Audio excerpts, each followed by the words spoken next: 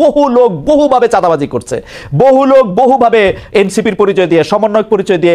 এখন আমাদের উপর দায়িত্ব এসব রাজনৈতিক অপসংস্কৃতি পরিষ্কার করা এবং ফেরেশতার মতো বিহেভ করা। আপনি তো বলে যাচ্ছেন এত সুন্দর চমৎকার কথা বলেন, আপনাকে শুনতে খুব ভালো লাগছে, কিন্তু আপনি যদি আমাকে একটু সময় দিতেন। আপনারা 5 স্টার হোটেলে ইফতারি কোথায় করলেন, কে আপনাদের চাঁদা দিল, সেটা আপনারা বিবৃতিতে জানান নাই। যে এনসিপি একটি বিবৃতি দিয়েছে যেখানে বলা হয়েছে বিএনপির কেন্দ্রীয় নেতৃত্বের নিয়ন্ত্রণ স্থানীয় পর্যায়ে নেই। আমরা প্রশ্নটি এমনভাবে করতে চাই যে একই বিষয় কি এনসিপির জন্য সত্য না? এনসিপির কি সব জায়গায় নিয়ন্ত্রণ আছে? জামিন, আপনি শুনছেন কিনা আমি জানি না, মনিয়াপা শুনছেন কিনা আমি জানি না। আমি তো শুনছি এনসিপির পরিচয় দিয়ে স্থানীয় পর্যায়ে বহু লোক বহুভাবে চাঁদাবাজি করছে, বহু লোক বহুভাবে এনসিপির পরিচয় দিয়ে, সমন্বয়ক পরিচয় দিয়ে, আহ্বায়ক পরিচয় দিয়ে বহু লোক বহুভাবে চাঁদাবাজি করছে। এইটা আপনি এটাকে কিভাবে দেখেন? ভাঙিয়ে বা এখানকার আহ্বায়ক নাম ভাঙিয়ে যারা চাঁদাবাজি করছেন তাদের কিন্তু গ্রেফতারও হচ্ছেন এবং তাদেরকে কিন্তু আইনের আওতায় আনা হচ্ছে। আরেকটা যেটা, এবং এই যে আপনার জনাব সার্জিস আলম, আপনাদের একজন নেতা, উনি যে 155টা গাড়ি নিয়ে ওখানে গেছেন, তার আগে হান্নান মাসুদও গাড়ি নিয়ে গেছেন, সেটাতে চাঁদাবাজি করছেন, সেটা অনেকেই বলতেছেন। আপনারা কি এটা তদন্ত করছেন? আপনারা তো এটা বিবৃতি পর্যন্ত দেন নাই। আমরা একটা চিঠি দেখছি ফেসবুকে, আপনাদেরই আরেকজন তাকে একটা প্রশ্ন করেছেন, মনে হচ্ছে যে এটা ছেলে খেলা। একটা লোক 155টা গাড়ি নিয়ে শোডাউন করতেছে, পরে আবার ব্যাখ্যা দিচ্ছে যে এটা তার দাদার টাকা, বাবার টাকা। আপনারা এটা কিছু বলতেছেন না, কোনো রকম তদন্ত করতেছেন না। আপনারা বলতেছেন যে আমরা খালেদ ভাই গত এই ঈদের আগে এই সার্ভিসের ব্যাপারটা নিয়ে মনে হয় আমরা যে কয়টা গণমাধ্যমের সাথে কথা বলেছি, টকশোতে গিয়েছি, প্রতিনিয়ত এটা নিয়ে কথা বলেছি এবং এটার প্রশ্ন জবাবদিহি আনুষ্ঠানিক বিবৃতি দিয়েছেন, এনসিপি আনুষ্ঠানিক বিবৃতি দিয়েছে। আমাকে শেষ করতে দেন, আমাকে একটু শেষ করতে দেন। যেখানে যে মানে আমাদের তো শুধু একজন তারেক রহমান নাই যে যিনি কথা বললে ওই কথাটাই মানে বেদবাক্য হবে। আমরা সবাই কিন্তু এখানে যেহেতু এটা একটা কালেকটিভ নেতৃত্বের একটা দল এবং সবাই আমরা বিভিন্ন জায়গায় কথা বলছি, গণমাধ্যমের সাথে কথা বলছি।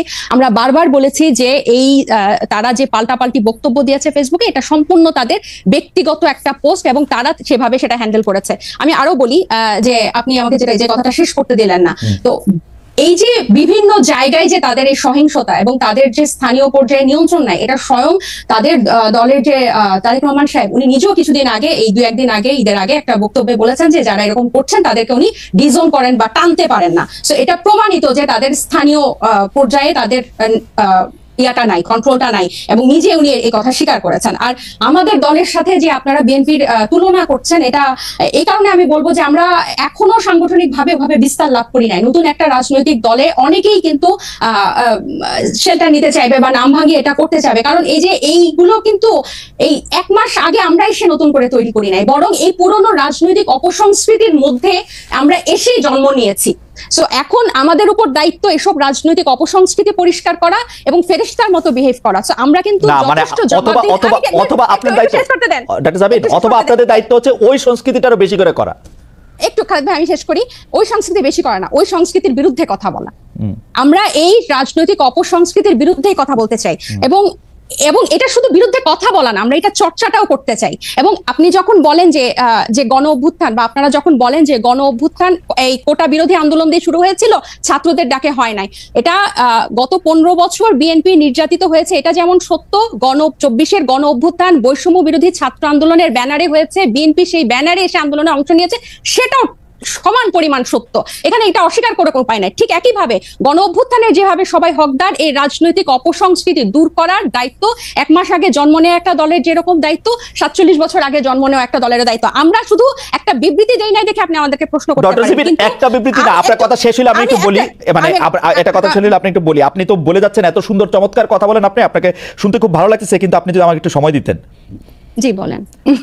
আপনি বলতেছেন একটা বিবৃতির কথা, আপনি একটু খেয়াল করে দেখেন, আপনারা 5 স্টার হোটেলে ইফতারি কোথায় করলেন, কে আপনাদের চাঁদা দিল, সেই বিবৃতি সেটা আপনারা বিবৃতিতে জানান নাই।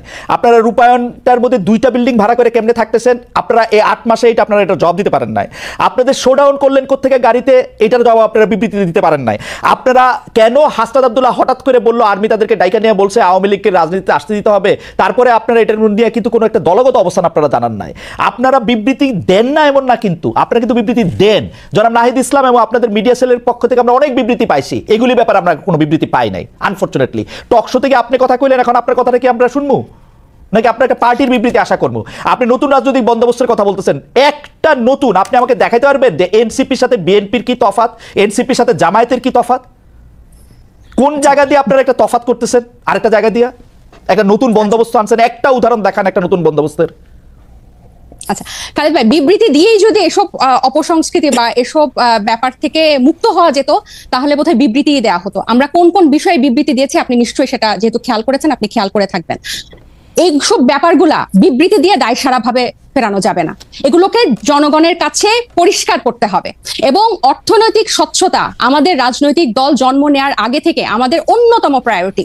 শুধু বাংলাদেশে কোনো রাজনৈতিক দলের এই গত 53 বছরের রাজনৈতিক সংস্কৃতিতে অর্থনৈতিক স্বচ্ছতা কখনো কোনো রাজনৈতিক দল দেখায় না। এবং আমরা জন্ম নেওয়ার আগে থেকেই এই আলোচনা, আপনি যে 8 মাস বললেন, জন্ম নিয়েছে 1 মাস আগে, এর আগে থেকে আমরা যখন এই প্রক্রিয়ার মধ্যে ছিলাম এটা ছিল আমাদের অন্যতম প্রায়োরিটি। আপনার একটা জিনিস, একজন ব্যক্তি একটা রাজনৈতিক দলের একজন দুজন কিছু করবে সেটাকে ডিফেন্ড করে একটা বিবৃতি দিয়ে কিন্তু ব্যাপারটা থেকে দায়সারা হওয়া যাবে না। বরং আমাদের হোমওয়ার্কটা হচ্ছে, আমাদের কর্মযজ্ঞটা হচ্ছে এই জিনিসটা কিভাবে স্বচ্ছভাবে মানুষের কাছে পরিষ্কার করা যায়, যাতে এটাই হচ্ছে আমাদের বিএনপি এবং জামাতের থেকে আমাদের পার্থক্য।